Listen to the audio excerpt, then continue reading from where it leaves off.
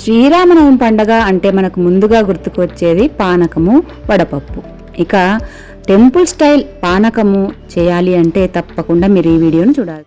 ఇక వడపప్పును మరింత రుచిగా చేయడానికి ఈ వీడియోను చివరి వరకు స్కిప్ చేయకుండా చూస్తే సరి. వీడియోను చివరి వరకు స్కిప్ చేయకుండా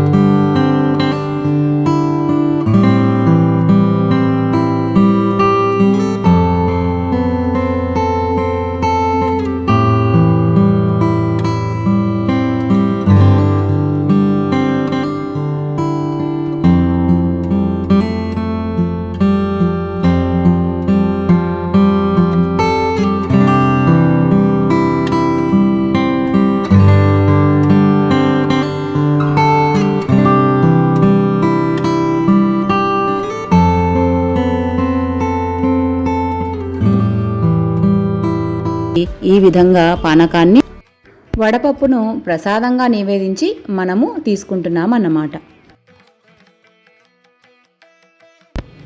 ఇక వడపప్పును మరింత రుచిగా చేసుకోవడానికి ఈ విధంగా ఒక బౌల్లోకి పావు కప్పులో సగం పెసరపప్పును తీసుకొని 2-3 సార్లు బాగా వాష్ చేసుకోవాలి. వాష్ చేసుకున్న తర్వాత పెసరపప్పు మునిగే వరకు నీళ్లను పోసుకొని మూతను ఉంచి 2 గంటల నుండి 4 గంటల వరకు బాగా నాననివ్వాలి. ఈ వడపప్పును ఒక్కో ఊర్లో ఒక్కో విధంగా తయారు చేస్తారండి. చాలా వరకు పెసరపప్పును బాగా కడిగి నానబెట్టి దానిపైన చిన్న బెల్లపు వడకను ఉంచి నైవేద్యంగా సమర్పిస్తూ ఉంటారు.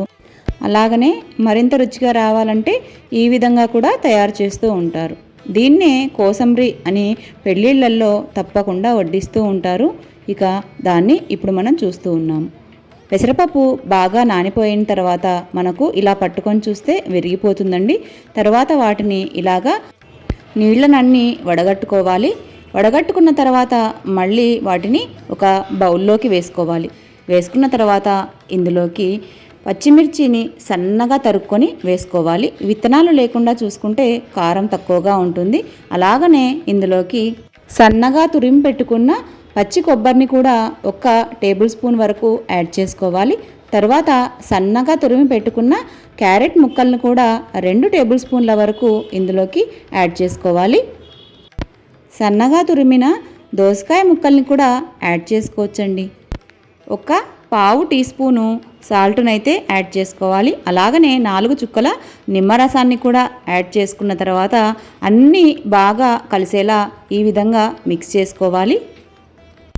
ఇంట్లో చిన్నపిల్లలు కనుక ఉంటే పచ్చిమిర్చిని స్కిప్ చేసుకుంటే చాలా ఇష్టంగా తింటారు. ఇక అంతేనండి, టేస్టీ వడపప్పు అయితే రెడీ అయిపోయింది. ఇక పానకాన్ని అలాగనే వడపప్పును రెండింటినీ కూడా ఆ స్వామివారికి నివేదన చేసుకున్న తర్వాత ఇంటిల్లిపాది తీసుకుని ఆనందించండి. చాలా ఊళ్ళల్లో ఈ విధంగానే శ్రీరామనవమి పండగకు వడపప్పును అలానే పానకాన్ని తయారు చేసి స్వామివారికి నివేదన చేసి గుళ్ళల్లో కూడా ప్రసాదాలను పంచుతూ ఉంటారండి. ఇక మీరు కూడా పానకాన్ని, వడపప్పును అలాగనే మనకు తోచిన వంటకాలన్నింటినీ ఆ శ్రీరామనవమి పండగ రోజు ఆ శ్రీరామ భగవానునికి సమర్పించి అందరూ కూడా ఆనందంగా పండుగను జరుపుకోవాలని ఆశిస్తూ ఇక మరలా ఒక మంచి వీడియోతో మళ్ళీ కలుస్తానండి. అంతవరకు సెలవు. వీడియో నచ్చితే ఒక చిన్న లైక్ చేయండి. అలాగనే ఎవరికైనా యూజ్ అవుతుంది అనుకుంటే వీడియోను తప్పకుండా షేర్ చేయండి.